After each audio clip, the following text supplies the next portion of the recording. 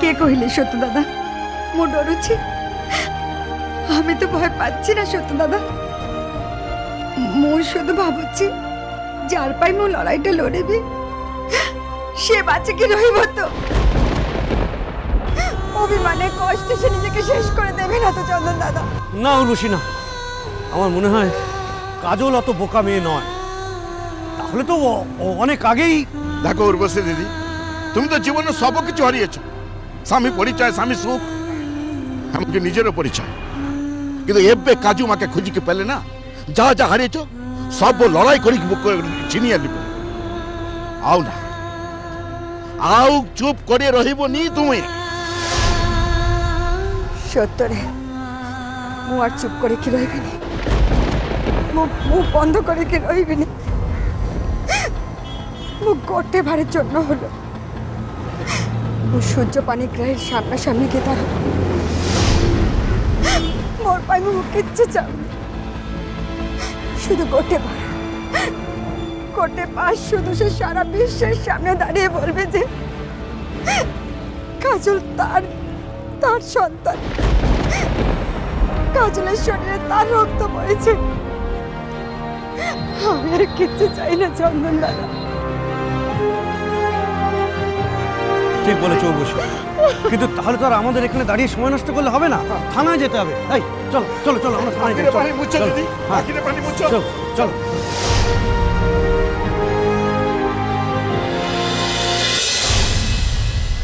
প্রথম রাতেই কলিকাতার হোটেলে কাটি গলা।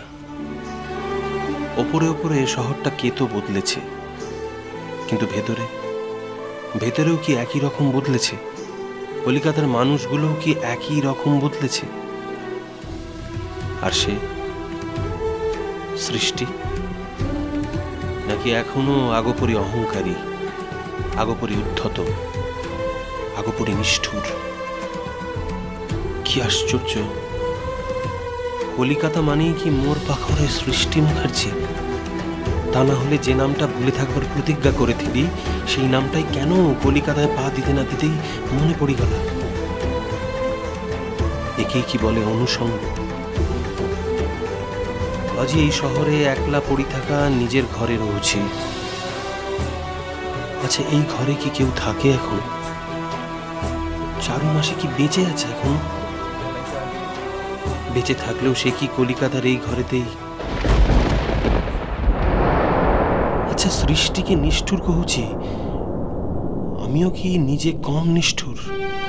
যদি তা না হতো তাহলে যে মোকে বুকে করে মানুষ করেছিল সেই মানুষটা বেঁচে আছে কিনা সেটুকু খোঁজও মোর কাছে নাহি কই। কি পাহিলি এতদিন সব ছেড়ে থেকে? যে অপমান ভোলা পাই মোর শিল্প ছাড়ি, মোর সব কিছু ছাড়ি নিরুদ্দেশ হয়ে গিয়েছিলাম, ভুলতে কি পারিছি সেই অপমান? তাহলে আচ্ছা, কেমন আছি এখন উর্বশী? কোথা আছে সে এবে? সে কি নতুন সংসার করেছে? ভালো থাক সে, ভালো থাক, সুখে থাক।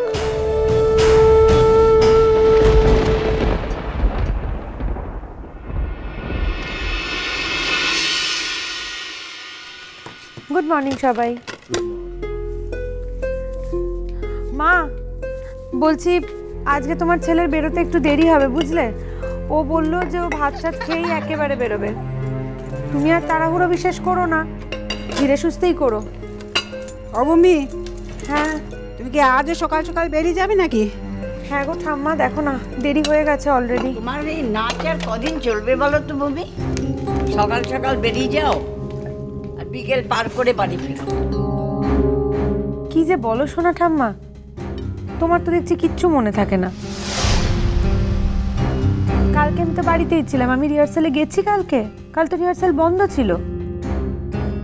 কালকে কাজলের বাড়ির লোকজন বাড়ি বয়ে এসে গুন্ডার মতো কত হামলা করলো না, কত তর্ক হলো আমার সঙ্গে, তারপরেও তুমি বলছো?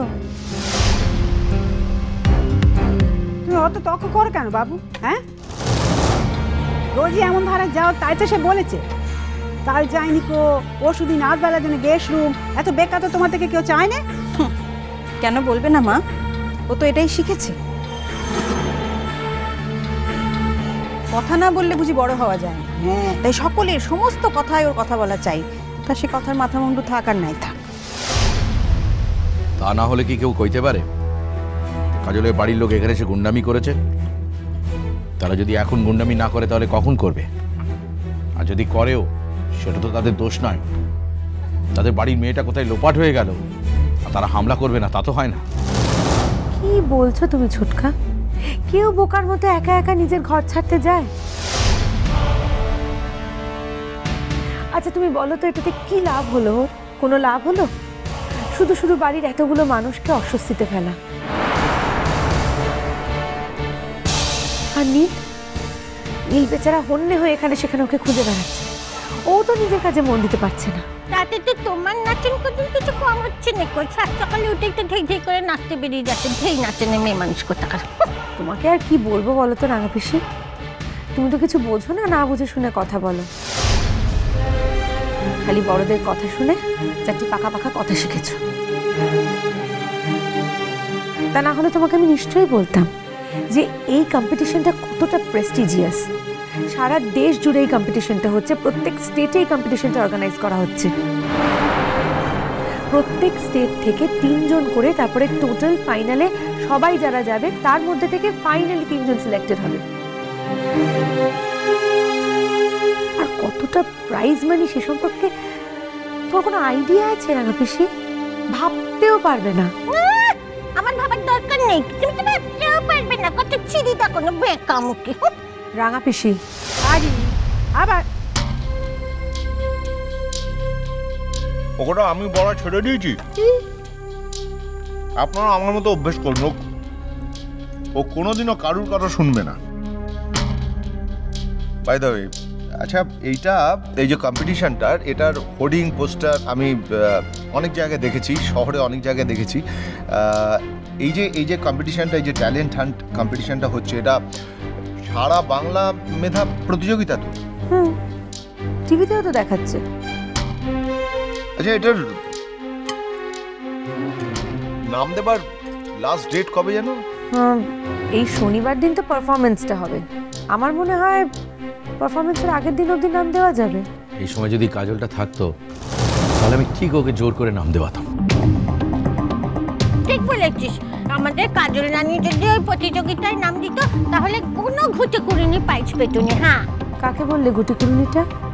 আমাকে নিশ্চয়ই। ওর কথা ধরো না তো। আচ্ছা ভারী মজার মানুষ তো তোমরা। কখনো কখনো কোনো কথা ধরতে বলবে, কখনো কখনো কোনো কথা ধরতে বলবে না। বেশ তো। ঘুটে কুড়িনি তোকে বলেছি বেশ করেছি। তুই কি করবি আমাকে? হ্যাঁ, আমার মুন্ডুটা কুচ করে কেটে নিবি হাতে? হ্যাঁ, কেটে নিবি। আও না পারি, তোমার শরীরটা খারাপ। আমার তো তোমাকে সুন্দর করে খাইয়ে দিয়েছে, তুমি নোকে আর খাও না। না যে সবাই ভালো মন্দ তো তোমার কথা খাওয়া চাই। আমার আগে একটা কথা আছে।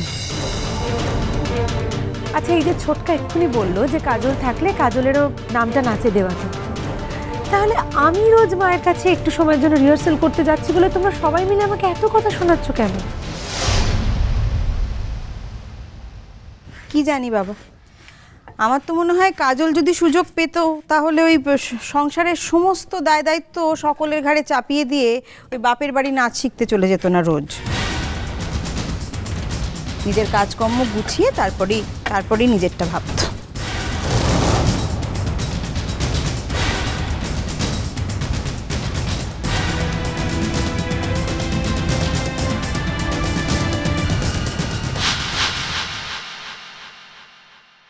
এত বড় সুযোগ যখন একটা হাতের কাছে এসছে তখন তো সুযোগটা হাতছাড়া করা ঠিক হবে না। আচ্ছা ছোটকা, তোমাদের সবার কি মাথা টাথা খারাপ হয়ে গেল? আমি কিছু বুঝতে পারছি না।